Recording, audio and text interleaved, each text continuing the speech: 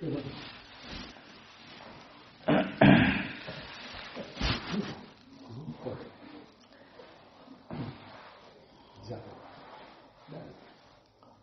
خدا جب بھی تیرا آسمان دیکھتا ہوں، اے خدا جب بھی تیرا آسمان دیکھتا ہوں، اس میں بسا ایک جہان دیکھتا ہوں۔ نہ جانے کتنے جہانوں کی سیر کرتا ہوں، نہ جانے کتنے جہانوں کی سیر کرتا ہوں، کھول کے جب بھی تیرا قرآن دیکھتا ہوں۔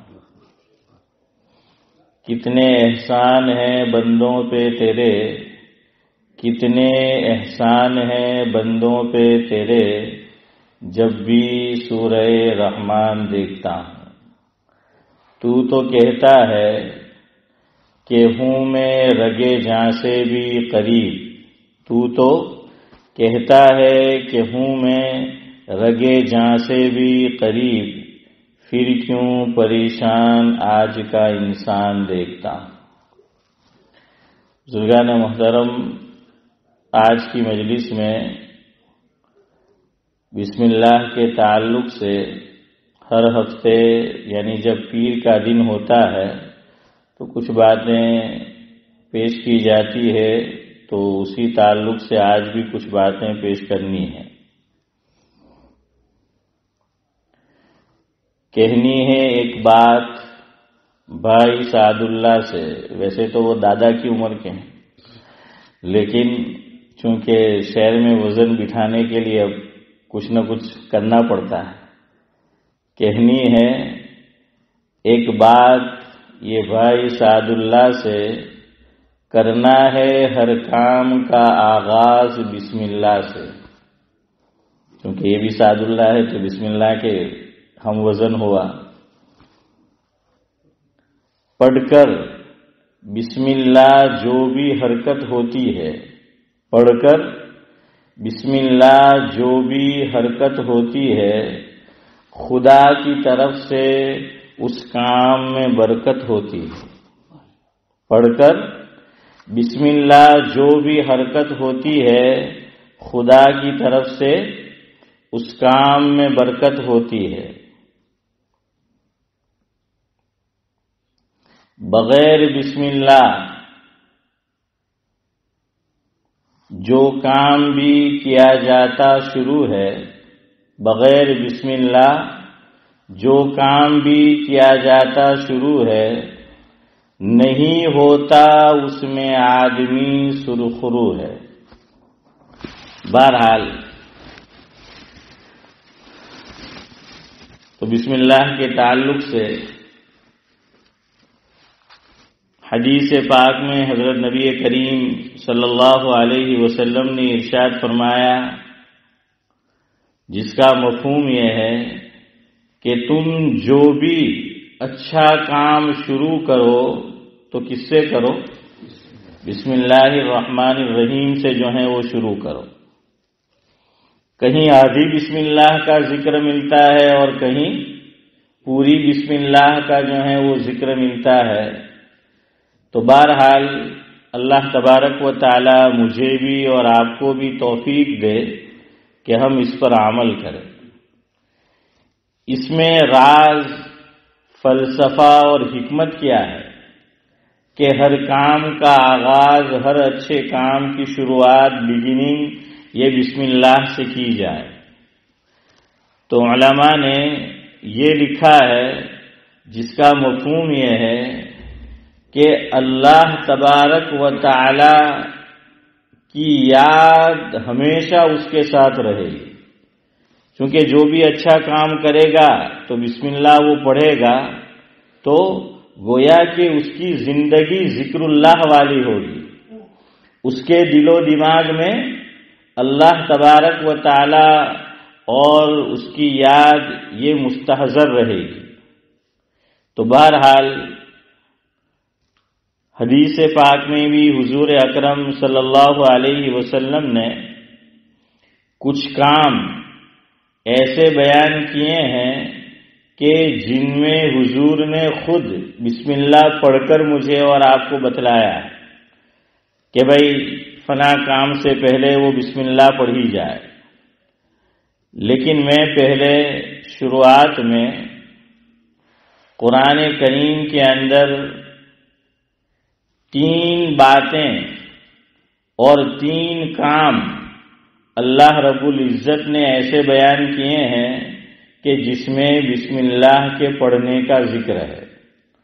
تو پہلے ہم قرآن کریم کے اندر اللہ رب العزت نے جو 3 مقامات ذکر فرمائے تو اس کو سن لیتے ہیں۔ نمبر 1، حضرت نوح علیہ السلام کا قصہ اللہ رب العزت نے بہت تفصیل کے ساتھ بیان کیا ہے۔ قرآن کریم میں 1 سے زائد مقامات پر حضرت نوح علیہ السلام کا تذکرہ ملتا ہے، بلکہ ایک پوری سورت بھی سورہ نوح سے جو ہے قرآن کریم کے اندر موجود ہے۔ 12ویں پارے میں جو سورہ یونس ہے 11ویں پارے کے اخیر سے شروع ہوتی ہے، تو ایک مقام پر اللہ رب العزت ارشاد فرماتے ہیں کہ حَتَّى إِذَا جَاءَ أَمْرُنَا وَفَارَتِ النُّورُ قُلْ نَحْمِلُ فِيهَا مِنْ كُلٍّ زَوْجَيْنِ اثْنَيْنِ وَأَهْلَكَ إِلَّا مَنْ سَبَقَ عَلَيْهِ الْقَوْلُ وَمَا آمَنَ مَعَهُ إِلَّا قَلِيلٌ وَقَالَ ارْكَبُوا فِيهَا بِسْمِ اللَّهِ مَجْرَاهَا وَمُرْسَاهَا إِنَّ رَبِّي لَغَفُورٌ رَحِيمٌ۔ تو دیکھیں یہاں فرمایا کہ وَقَالَ ارْكَبُوا فِيهَا بِسْمِ اللَّهِ مَجْرَاهَا وَمُرْسَاهَا۔ یہاں پوری بسم اللہ نہیں آئی ہے، آدھی بسم اللہ۔ پوری بسم اللہ تو سعد اللہ صاحب کیا ہے؟ بسم اللہ الرحمن الرحیم، یہ پوری بسم اللہ ہے، لیکن یہاں آدھی بسم اللہ پڑھنے کو فرمایا۔ حضرت نوح علیہ السلام کو آپ جانتے ہیں، بہت مختصر میں خلاصہ بیان کروں کہ اللہ رب العزت نے فرمایا کہ تم کشتی بناؤ۔ اب اللہ رب العزت کا حکم تھا، انہوں نے کشتی بنانا شروع کیا۔ لوگ بھی دیکھتے تھے کہ یہ کشتی بنا رہے ہیں تو لوگ ان کا مذاق اڑاتے تھے کہ یہ کشتی حسن بھائی کہاں چلائیں گے، کہ پانی کا تو وجود نہیں ہے، پانی تو ہے نہیں، اور یہ جو ہے کشتی بنا رہے ہیں۔ لیکن اللہ رب العزت کا حکم تھا، نبی تھے وہ اپنے کام میں لگے رہے۔ اس سے ایک بات یہ معلوم ہوئی کہ جو بھی حکم الہی ہو، چاہے کوئی کتنا ہی مذاق اڑائے، آدمی کو اپنے کام میں لگے رہنا چاہیے۔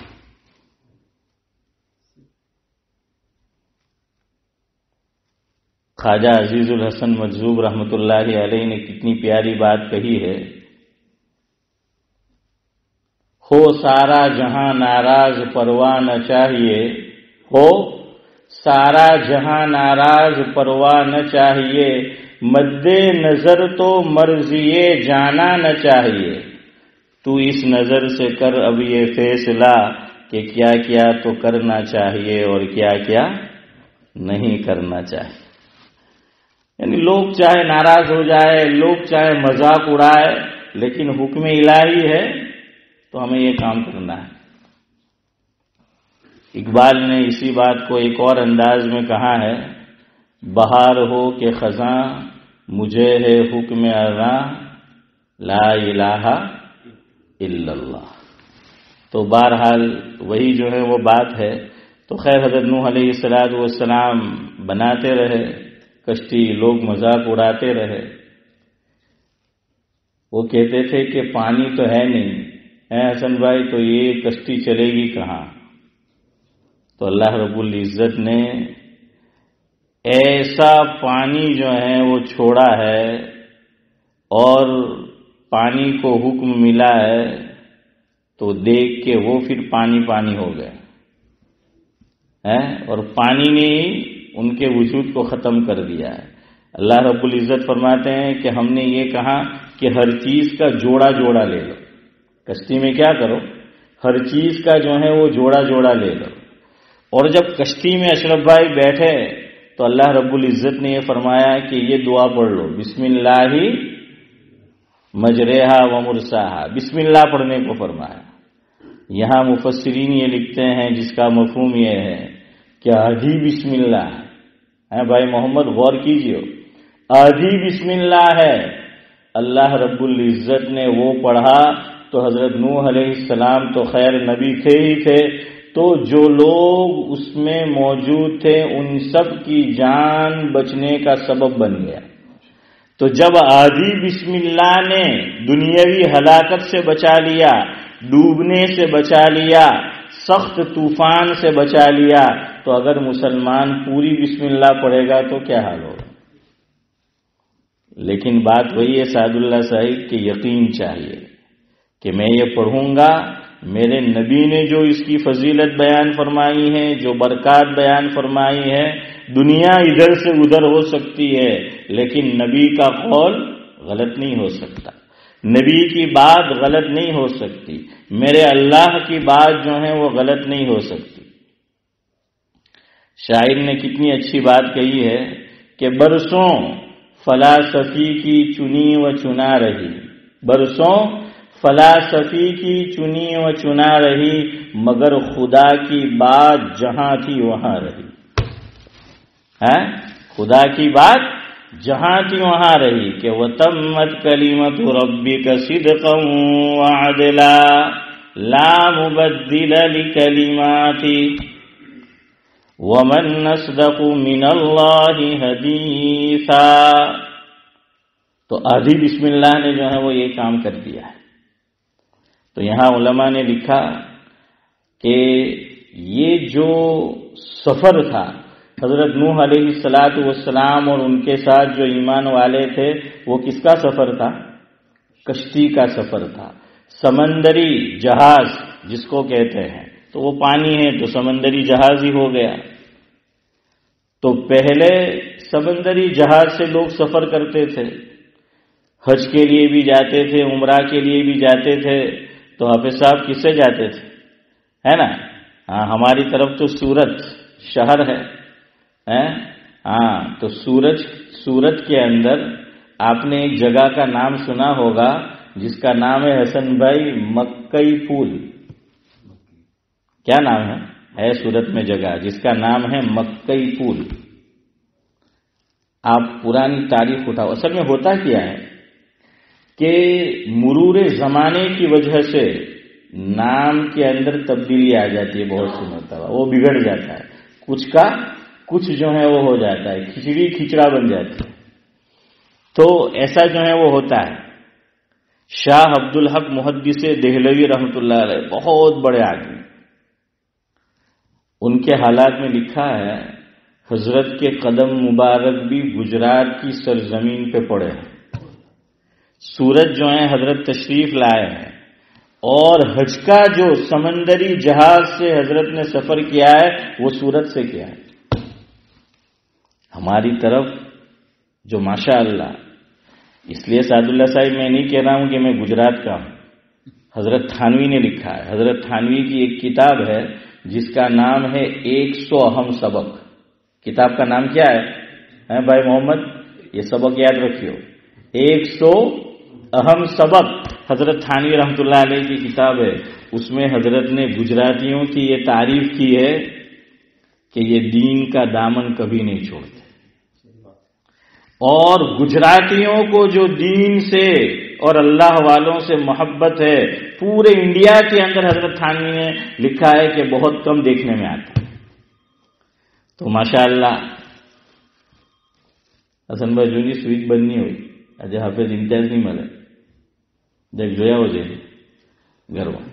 تو حضرت تھانوی نے جو ہے یہ لکھا ہے، اور حضرت مولانا انظر شاہ کشمیری نور اللہ مرکزہ، آپ لوگوں نے دیکھا بھی ہوگا، ماضی قریب میں انتقال ہوا، اللہ مرحوم کو غریق کے رحمت کرے.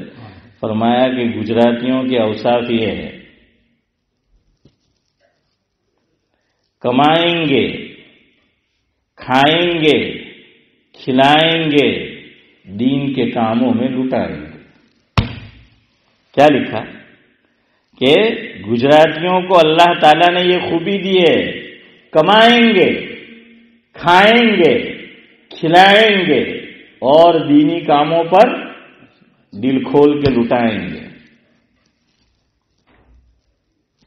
اور حکیم الاسلام حضرت مولانا قاری محمد طیب صاحب سابق محتمیم دارالعلوم دیوبند نور اللہ مرقدہ، حضرت کا ملفوظ اپنے بڑوں سے سنا. مفہوم یہ ہے کہ جس کا میں نے تذکرہ کیا کہ یہ لوگ جہاں بھی گئے 4 چیزیں لے کر گئے: مکتب، مدرسہ، مسجد. یعنی ایک ہی ہے مدرسہ مکتب، مدرسہ مسجد، کڑی کھچڑی اور سموسہ. اشرف بھائی کہ گجراتی جہاں گئے تو کیا ہے بھائی عمران کہ 4 چیزیں جو ہیں وہ لے کر گئے. تو بہرحال اللہ تعالیٰ کا جو ہے وہ کرم رہا ہے. کیوں؟ گجرات میں یہاں سے لوگ حج میں جاتے تھے، بڑے بڑے اللہ والے گجرات میں تشریف لائے. ان کے مبارک قدم، اس کا یہ اثر ہے کہ دینداری ماشاءاللہ پہلے سے، اور جہاں کہیں گئے وہ دین کی فکر جو ہے وہ لے کر گئے. اور بھروچ کے اندر ایک علاقہ ہے، گجرات میں ہے بھروچ، بھاڑبھوت، کیا نام ہے؟ ہاں. تو وہاں پر کہتے ہیں کہ صحابہ کرام بھی سمندری راستے سے تشریف لائے تھے، اور وہاں ان کی گجرات میں تشریف آوری ہوئی ہے. آج بھی آپ جائیں وہاں آپ کو کچھ قبریں بھی ملے گی. اور تابعین بھی تشریف لائے، تبع تابعین بھی. رادیر کے اندر حجیرہ مسجد ہے. حجیرہ مسجد کے ساتھ ہی حافظ یوسف کو معلوم ہے بڑا قبرستان ہے جس کا نام ہے گورے غریباں. گورے غریباں کے اندر تبع تابعین کی حسن بھائی قبریں موجود. آج بھی اگر کبھی جانا ہو تو جا کر دیکھیے. حضرت مفتی عبدالرحیم صاحب لاجپوری نور اللہ مرقدہ سے فتاوی رحیمیہ میں ایک سوال کیا گیا جس کا مفہوم یہ ہے کہ حضرت یہ جو نسبت کی جاتی ہے قبروں کی تبع تابعین کی طرف کہ راندیر کے گورے غریباں میں ہیں، کیا یہ بات صحیح ہے؟ آپ برسوں سے راندیر میں جو ہیں مقیم رہے ہیں. تو حضرت نے بھی فرمایا، اس کی تصدیق کی ہے کہ ہاں میں نے جو ہے میرا تو یعنی حضرت کا جوانی کا دور تھا. فرمایا کہ بڑے بوڑھوں سے یہ بات جو ہے وہ سنی ہے. تو فتاوی رحیمیہ کے اندر بھی جو ہے وہ موجود ہے. بہرحال تو یہ اللہ والے آتے رہے تو اس کا جو ہے وہ یہ اثر ہے. کہتے ہیں کہ گجرات کے اندر ایک علاقہ ہے، میں کسی وجہ سے نام نہیں لیتا، شیخ الاسلام حضرت مولانا حسین احمد مدنی نور اللہ مرقدہ کی تشریف آوری گجرات میں ہوئی ہے. تو اشرف بھائی کہتے ہیں کہ جس پٹی سے اور علاقے سے شیخ الاسلام کا گزر ہوتا رہا اور گزر ہوا، ہماری طرف بھی یہ بدعت کا گڑھ تھا، ہمارا علاقہ بھی، لیکن صرف حضرت کے گزرنے کی وجہ سے اور قدم مبارک جو ہیں وہ پڑے ہیں سرزمین گجرات میں، اور جس حصے میں وہاں سے اللہ تعالیٰ نے بدعتوں کو ختم کر دی. محنتیں ہوئی ہے بعد میں، محنتیں بھی جو ہیں وہ ہوئی ہے اپنے طور پر، ایسا نہیں کہ بغیر محنت کے، لیکن کہتے ہیں کہ آج بھی جس طرف سے گزر نہیں ہوا وہاں بدعتیں جو ہیں وہ موجود ہے بدعت. بہرحال تو میں آپ کو بتا ہی رہا تھا کہ سورت کے اندر جو مکئی پھول ہے تو سعد اللہ صاحب اس کا نام تھا اصل میں باب المکہ. اس کا نام کیا تھا؟ باب المکہ، یعنی مکہ جانے کا دروازہ، کہ یہاں سے جو ہے گیٹ وے آف انڈیا جیسے بولتے ہیں، تو یہ گیٹ وے جو ہے وہ تھا کہ یہاں سے مکہ جانا. اور اس زمانے میں جو جہاز چلتا تھا بھائی محمد، اس کا نام بھی تھا محمدی جہاز. لوگ حج میں جا رہے ہیں نا سعد اللہ سے. ہاں ان کے والد کا تو انتقال ہی ہوا ہے سمندری جہاز میں سعد اللہ صاحب کے. ہاں اللہ تعالیٰ نے ان کو شہادت کا مرتبہ اخروی اعتبار سے ان کے والد کو دیا کہ لاش اسی میں دفنایا گیا. ہاں پانی کے اندر کیا کرے سمندری جہاز میں. ہمارے اکابر میں ماضی قریب میں حضرت مولانا وسیع اللہ صاحب الہ آبادی رحمۃ اللہ علیہ، حضرت کا بھی حرمین شریفین کا سفر تھا، تو سمندری جہاز سے جا رہے تھے، انتقال ہو گیا تو حضرت کی ناش مبارک کو بھی پانی میں سمندر کے اندر گہرائی میں اتار دینا پڑا. وقت پہ جو ہے وہ کانٹیکٹ نہیں ہو پایا حکومت کا جو محکمہ تھا ان سے. تو خیر، اور حضرت بہت دن پہلے ہمارے حضرت مولانا ابرار احمد صاحب جوجیوی رحمۃ اللہ علیہ سناتے تھے کہ حضرت کا حرمین شریفین کا سفر ہونے والا تھا، سب تیاریاں جاری تھی. کچھ دن پہلے سے حضرت یہ شعر گنگناتے رہتے تھے، پھول کیا ڈالو گے تم تربت پہ میری. شاعر کہتا ہے پھول کیا ڈالو گے تم تربت پہ میری، تم سے تو خاک بھی نہ ڈالی جائے گی. آنے والی کس سے ٹالی جائے گی، جان جانے والی جائے گی. پھول کیا ڈالو گے تم تربت پہ میری، تم سے تو خاک بھی نہ ڈالی جائے گی. ہم خاک ڈالتے ہیں نا، تین جو ہیں لبے بھر کر منہا خلقناکم وفیہا نعیدکم ومنہا نخرجکم تارۃ اخری.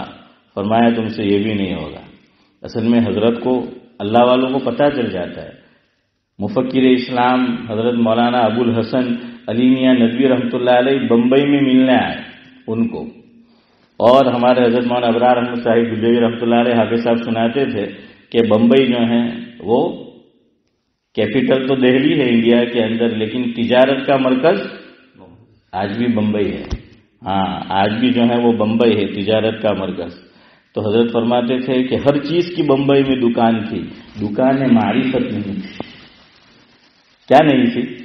دکان حسن بھائی معرفت نہیں تھی. حضرت مولانا وسیع اللہ صاحب الہ آبادی رحمۃ اللہ علیہ جو ہیں وہاں پہ ٹھہرے تو فرمایا دکان معرفت بھی کھل گئی.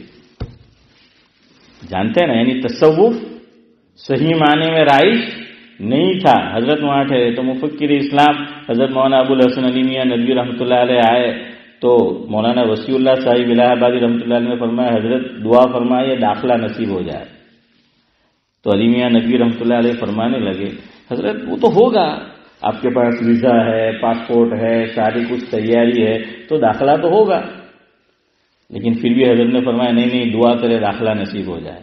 جب انتقال ہوا، حرمین شریفین حاضر نہیں ہو سکی حضرت کی، اور ناش کو سمندر کے حوالے کر دینا پڑا، تب مولانا ابو الحسن علی میاں ندوی رحمۃ اللہ علیہ کی زبان سے نکلا کہ اچھا بڑے میاں اس لیے کہہ رہے تھے کہ دعا کیجیے داخلہ نصیب ہو جائے.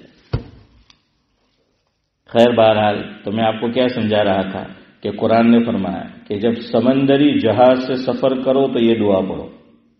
اور آج سمندری جہاز کا متبادل کیا ہے؟ ارے بولو، ہوائی جہاز ہے. حسن بھائی بولو نہیں بھائی، بیچے جاڑا پچھے اڑوانا تمہیں ہو ہے حسن بھائی. ہاں تو اب یہ بھی پرواز کرنے والے ہیں.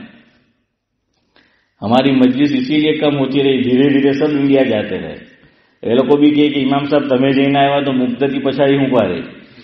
تو خیر بہرحال یاد رکھو قرآن نے ایک اور دعا بتائی ہے، غالباً 25واں پارہ، کہ وہ دعا عام ہے اور علماء لکھتے ہیں یہ دعا خاص ہے. وہ دعا قرآن نے کس کی بتائی؟ 50 تک بات ختم کرتا ہوں انشاءاللہ 5 منٹ میں. قرآن نے دعا بتائی ہے کہ سبحان الذی سخر لنا ھذا وما كنا له مقرنین وإنا إلى ربنا لمنقلبون. یہ دعا تو ابھی میں انشاءاللہ گاڑی جو ہے وہ لے کر جاؤں گا کار، اس وقت مجھے بھی پڑھنی ہے آپ کو بھی. چاہے سائیکل چلاؤ، چاہے لیونا چلاؤ، چاہے ہیرو پک چلاؤ، چاہے ہیرو ہونڈا چلاؤ، چاہے کار چلاؤ، اس میں سے کچھ چیزیں تو اب وجود بھی نہیں ہیں. اب انڈیا میں جاؤ تو لونا نظر نہیں آتا ہے. تو خیر بہرحال اس وقت تو یہ دعا پڑھنی ہے، سبحان الذی سخر لنا ھذا وما كنا له مقرنین وانا الی ربنا لمنقلبون۔ اور اشرف بھائی، جب سمندری جہاز سے سفر کرو، جب ہوائی جہاز کا جو ہے وہ سفر کرو، سبحان الذی والی دعا بھی پڑھ لو، لیکن مفسرین لکھتے ہیں کہ حضرت نوح علیہ الصلاۃ والسلام کو اللہ رب العزت نے خاص طور پر جب کشتی کا حضرت سفر کرنے والے تھے اور سفر جو ہے وہ ہونے والا تھا تو دعا بتائی، بسم اللہ مجریہا ومرساہا ان ربی لغفور الرحیم۔ تو ہوائی جہاز کا بھی جب سفر کرو تو یہ دعا پڑھ کے بیٹھو، انشاءاللہ اللہ رب العزت اس کی برکت سے حادثات سے حفاظت کرے گی۔ ورنہ آپ نہیں جانتے ابھی کیا ہوا نیپال کے اندر ہے، لوگ بیٹھے تھے، اور یہ بھی عجیب چیز ہے، جو عورت اس میں ایک پائلٹ تھی، چند سال پہلے BBC کی رپورٹ ہے کہ اس کا شوہر اسی حادثے میں جہاں بحق ہوا تھا، اب کچھ سال کے بعد بیوی بھی جہاں بحق ہو جو پائلٹ تھی۔ جنید جمشید کا جو ہے کیا حال ہوا، مرحوم ضیاء الحق کا کیا حال ہوا، خیر وہ ایک الگ نوعیت کا واقعہ تھا ضیاء الحق کا، تو کچھ پتہ نہیں ہے۔ ٹائٹینک، دنیا یہ کہتی تھی کہ پہاڑ ادھر سے ادھر ہو سکتا ہے، دنیا ادھر سے ادھر ہو سکتی ہے، لیکن ٹائٹینک جو ہے کبھی ڈوب نہیں سکتا۔ خدا کو یہ چیلنج پسند نہیں ہے، یاد رکھیے، جب بھی دنیا نے چیلنج کیا ہے خدا کی خدائی کو، اللہ نے ان کو منہ کی کھلا دی۔ ٹھیک ہے اپنے طور پہ انتظام کرو، کہو کہ اس میں حفاظت ہوگی سب کچھ، لیکن یہ گارنٹی دینا، خدا بن جانا ایک درجے میں کہ یہ کبھی ڈوب نہیں سکتا، ایسے بول اللہ کو پسند نہیں ہے۔ اللہ تعالیٰ نے پہلے ہی مرتبہ لوگ ذوق و شوق سے جو ہے وہ گئے ہیں ٹائٹینک، آپ جانتے ہیں ختم جو ہے وہ کر دیا ہے۔ اس لیے یہ ہوائی جہاز کا جو سفر ہے، ہاں بعض لوگ جو ہیں ان کو ڈر لگتا ہے اس میں جانتا ہوں ایسا ایک آدمی اللہ کو پیارے ہو گئے ہمارے قریب گاؤں سے، بلکہ میری فیملی کے، اور ایک ابھی ہے، تو ہاں آپ سب بھی جو ہے جانتے ہیں وہ سفر ہی نہیں کرتے کہ نہ یار تو وہ بھی کھلا گیا اوپر بیٹھا ہے جو پڑا تو بچی گیا ہے گاڑی میں تو حسن بھائی ایکسیڈنٹ تھا تو بچے ہو، ہمارا تو اوپر ہی پڑا تو ہاں گیا، تو وہ جو ہے وہ بہت ڈرتے ہیں۔ خیر بہرحال بے سود جلاتا پھرتا ہے سینے میں چراغ امیدوں کے، بات کسی پہ ختم کرتا ہوں وقت ہو گیا ہے۔ بے سود جلاتا پھرتا ہے سینے میں چراغ امیدوں کے، اس پہ بھی کبھی غور کیا کہ ہر سانس ہوا کا ایک جھونکا ہے۔ تو چاہے تم بیٹھو ہوائی جہاز میں چاہے نہ بیٹھو، سینے میں سب امیدیں پال رہے ہو، لیکن یہ تو سانس، ہر سانس ہوا کا کیا ہے، وہ ایک جھونکا ہے۔ ہاں بہرحال اللہ تعالیٰ مجھے بھی ہر اچھا کام ہم شروع کرے اس سے پہلے بسم اللہ الرحمن الرحیم جو ہے ہمیں پڑھنے کی توفیق نصیب فرمائے۔ تمہارا سفر ہو رہا ہے، اللہ تعالیٰ تمہارا سفر بھی جو ہے وہ آسان فرمائے، انڈیا کا عافیت کے ساتھ لے جائے، عافیت کے ساتھ لے آئے، جس مقصد کے لیے جا رہے ہیں اس میں کامیابی نصیب فرمائے۔ اللہ تعالیٰ حدیث پاک میں فرمایا، مفہوم یہ ہے مسافر کی دعا قبول کرتا ہے۔ ہم نے تو آپ کو دعا دے دی، هل جزاء الاحسان الا الاحسان، تو آپ بھی جو ہے ہمیں دعا میں یاد رکھے، اللہ تعالیٰ آپ کی دعا بھی قبول کرے گا۔ اور آج جو سبق سنا ہے جان بوجھ کے میں نے یہ چھیڑا کہ آپ کچھ لے کے جاؤ، تو یہ دعا پڑھنی ہے، یاد رہے گی نا؟ ہاں بسم اللہ، ہاں سبحان اللہ وبحمدہ سبحانک اللہم وبحمدک نشہد ان لا الہ الا انت نستغفرک ونتوب الیک۔ سبحان ربک رب العزۃ عما یصفون وسلام علی المرسلین والحمد للہ۔